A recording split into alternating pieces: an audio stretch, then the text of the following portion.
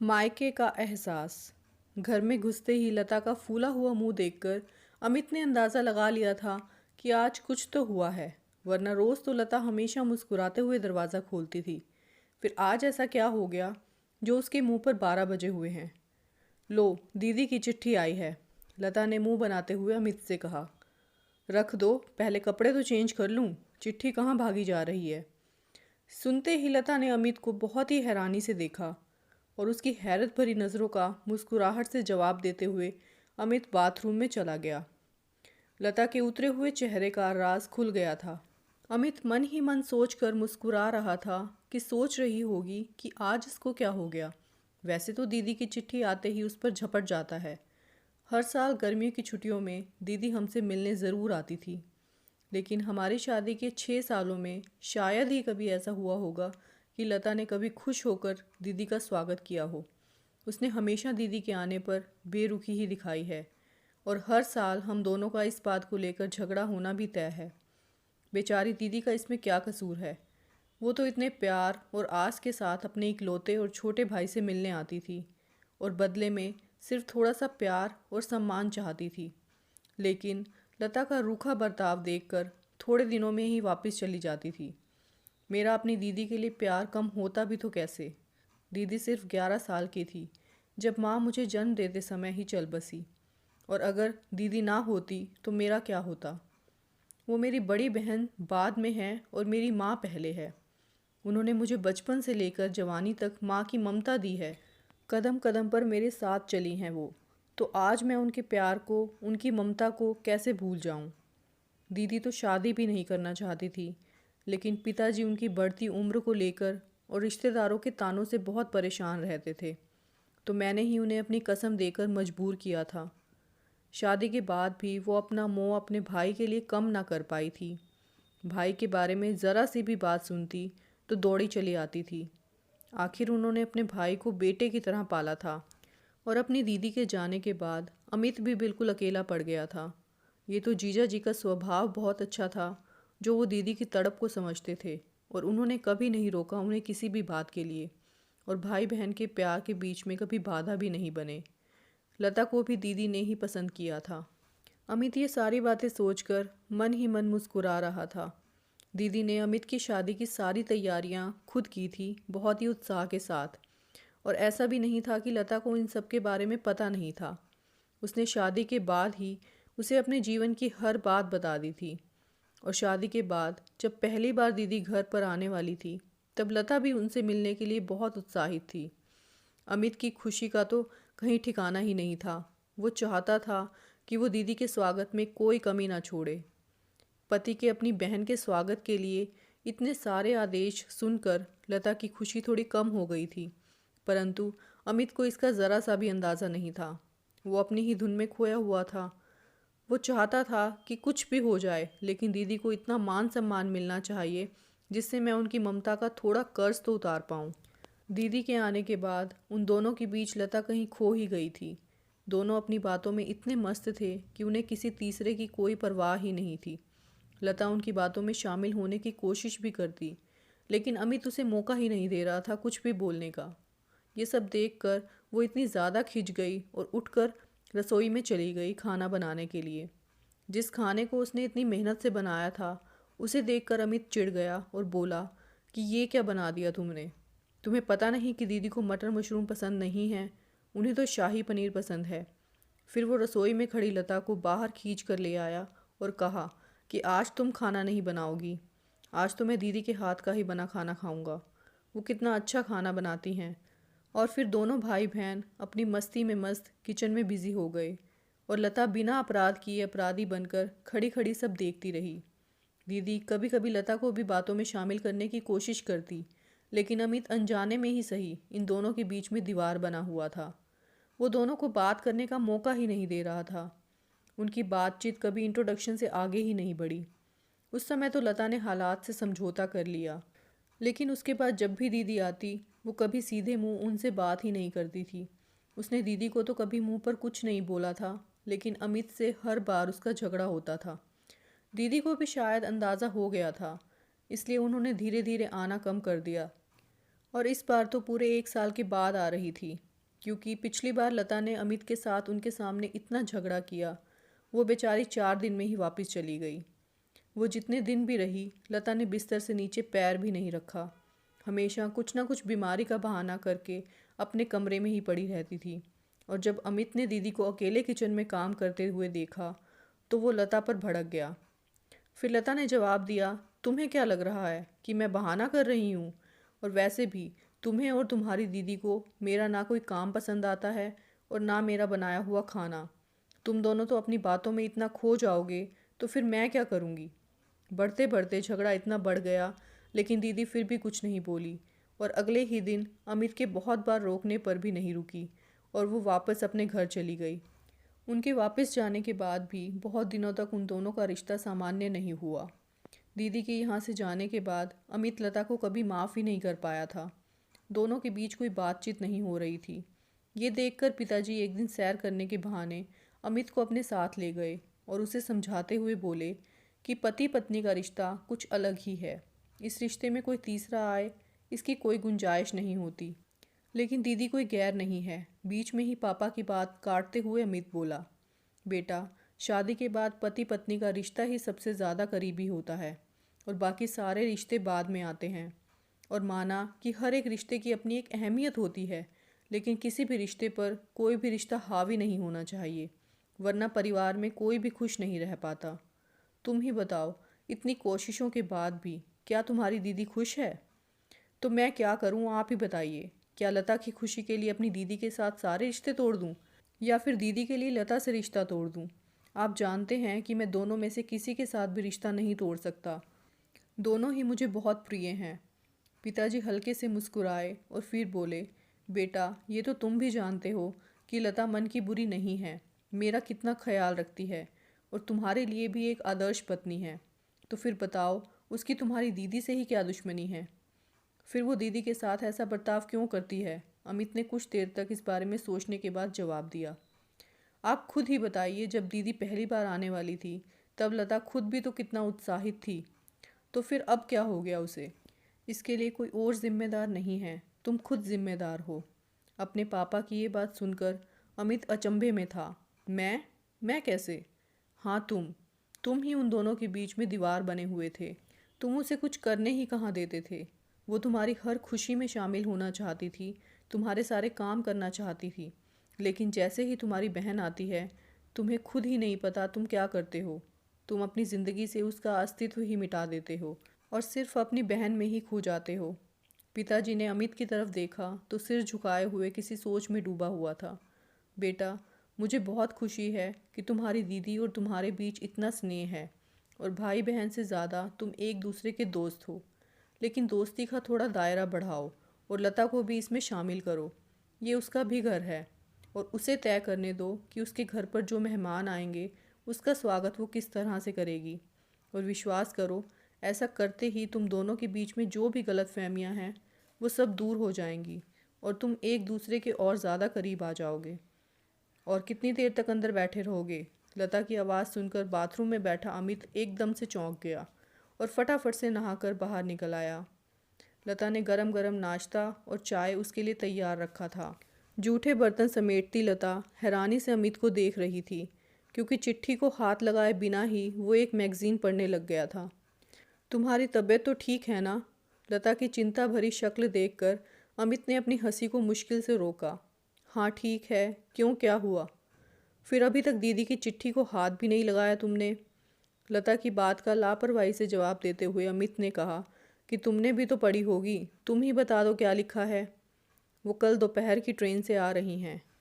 अच्छा बोलकर वो फिर से मैगज़ीन पढ़ने में बिजी हो गया।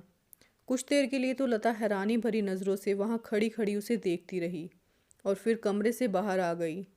अगले दिन रविवार था और अमित सुबह सुबह ही अखबार पढ़ने में खोया हुआ था और ये देखकर लता अपने आप को चुप नहीं रख पाई। आखिर उसने पूछ ही लिया, दीदी आने वाली है, तुम्हें याद भी है या नहीं? हाँ, याद है मुझे, अखबार में नज़रें गड़ाए हुए बोला। क्या खाक याद है? कुछ सामान भी लाना है या नहीं? ये तुम्हारा घर है तो तुम ही जानो क्या लाना है। इस तरह का जवाब पाकर लता के चेहरे पर हल्की सी मुस्कुराहट आ गई और पैर पटकते हुए वो थैला और पर्स लेकर बाजार चली गई सामान लाने के लिए। और जब घर लौटी तो हाथ में भारी थैला था और पसीने से तरबतर थी। अमित ये सब देखकर बहुत हैरान था। वो छांट छांट कर दीदी की पसंद की हर चीज़ लेकर आई थी। दोपहर के खाने में क्या बनाऊं? कुछ भी बना लो, तुम जो भी बनाओगी वो बहुत ही लाजवाब होगा। कुछ भी बना लूं? अमित का जवाब सुनकर लता ने उसे घूर कर देखा। दीदी के आने से पहले ही उसने सारा खाना तैयार कर लिया था और अमित की तेज़ नज़रों ने ये भी देख लिया था कि उसने सारा खाना दीदी की पसंद का ही बनाया है। और वास्तव में वो मन ही मन पछता रहा था अपने बचकाने व्यवहार के लिए कि उसने कभी लता को अपने रिश्तों में शामिल ही नहीं होने दिया था। ट्रेन का टाइम हो रहा है, दीदी को लेने नहीं जाना? कपड़े निकाल दूँ तुम्हारे? लता अपने अगले सवाल के साथ सामने ही खड़ी थी। अमित जानबूझकर अपने आप को व्यस्त दिखा रहा था और बोला, नहीं, उन्हें रास्ता पता है, वो खुद ऑटो लेकर आ जाएंगी। तुम्हारा दिमाग तो ठीक है, तुम्हें पता है ना कि वो अकेले आ रही हैं, तो फिर लेने नहीं जाओगे तो उन्हें कितना बुरा लगेगा। आखिर तुम्हें हुआ क्या है? लता के मन में जितने भी सवाल थे सब बाहर आ गए। अच्छा पापा, जाता हूँ, लेकिन एक शर्त पर जाऊँगा, अगर तुम भी मेरे साथ चलोगी। मैं वहाँ तुम दोनों के बीच में क्या करूँगी? ठीक है, फिर तो मैं भी नहीं जाता। उसे अपनी जगह से ना हिलते हुए देखकर आखिरकार लता ने बोल दिया कि ठीक है, चलो मैं भी चलती हूँ। लता को स्टेशन पर देख पहले तो दीदी हैरान हो गई और सोच में पड़ गई और फिर उनका चेहरा खुशी से खिल उठा। यहाँ आने से पहले शायद पिछली बार के झगड़े की वजह से डर रही थी, लेकिन लता को स्टेशन पर देखकर सारी शंकाएं एक ही पल में दूर हो गई। लता खुशी से उनके पैर छूने के लिए झुकी तो दीदी ने उसे गले लगा लिया। अमित सोच रहा था कि इतनी अच्छी तरह से तो वो कभी घर पर भी नहीं मिली दीदी से। किस सोच में पड़ गए? दीदी का खिलखिलाता चेहरा देखकर उसकी खुशी का ठिकाना नहीं था। फिर वो सामान उठाकर आगे आगे चल रहा था और लता और दीदी बात करते करते उसके पीछे आ रहे थे।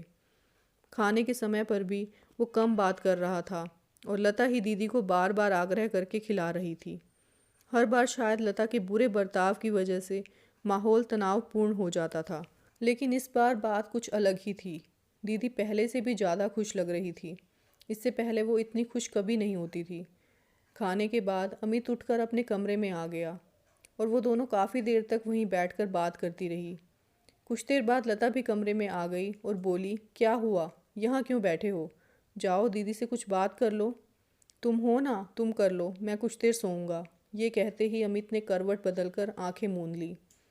रात के खाने की तैयारी में दीदी भी लता का हाथ बटाने किचन में चली गई। अमित अपने कमरे में टीवी देख रहा था। अमित की तबीयत ठीक नहीं है क्या? किचन से दीदी की हल्की सी आवाज़ अमित के कानों में पड़ी। उनकी बात का जवाब देते हुए लता ने कहा, नहीं ऐसा तो कुछ नहीं है, बस ऑफिस में काम थोड़ा ज़्यादा होता है तो थक जाते हैं, इसलिए थोड़ा चुप चुप हैं। आपको बुरा लगा क्या?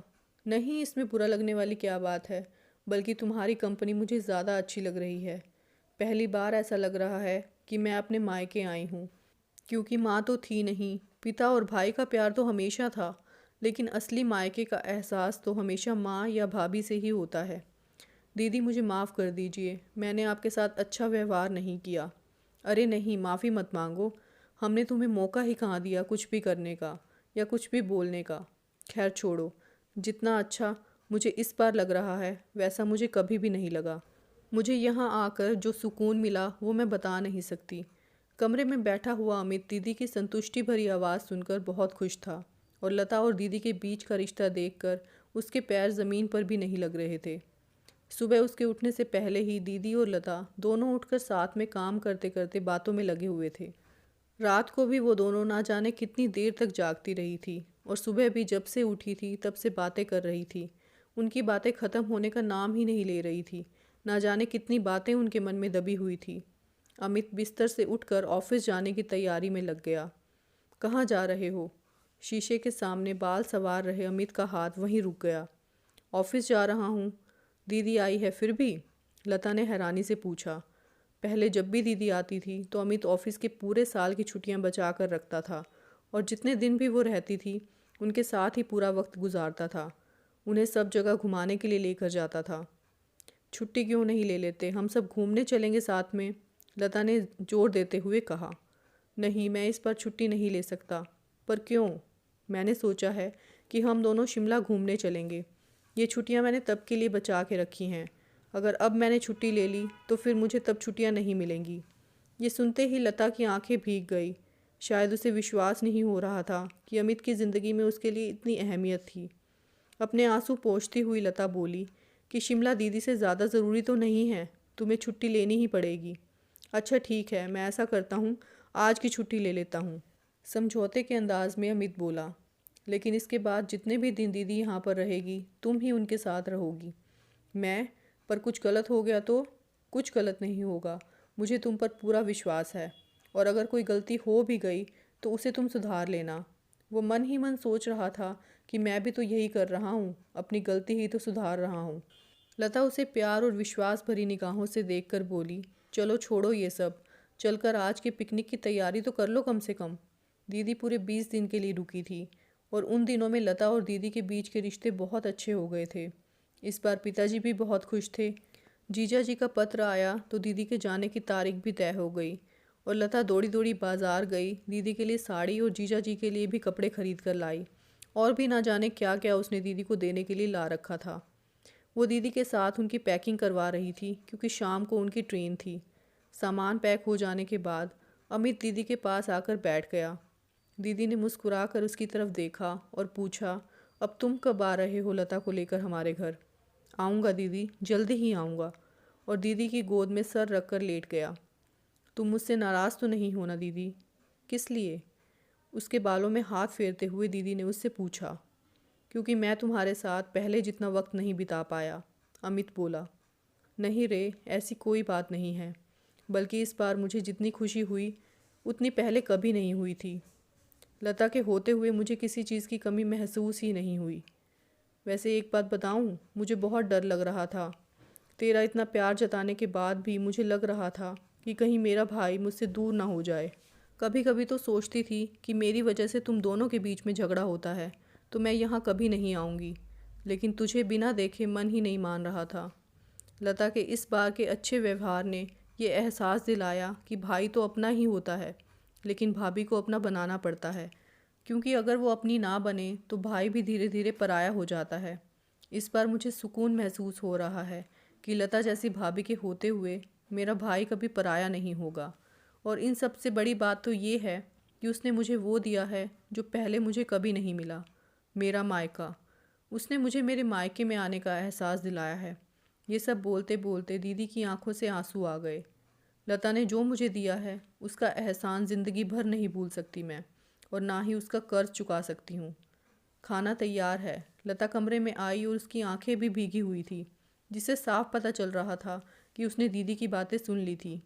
कैसे भाई हो? तुम्हें पता भी है दीदी ने सुबह से कुछ नहीं खाया।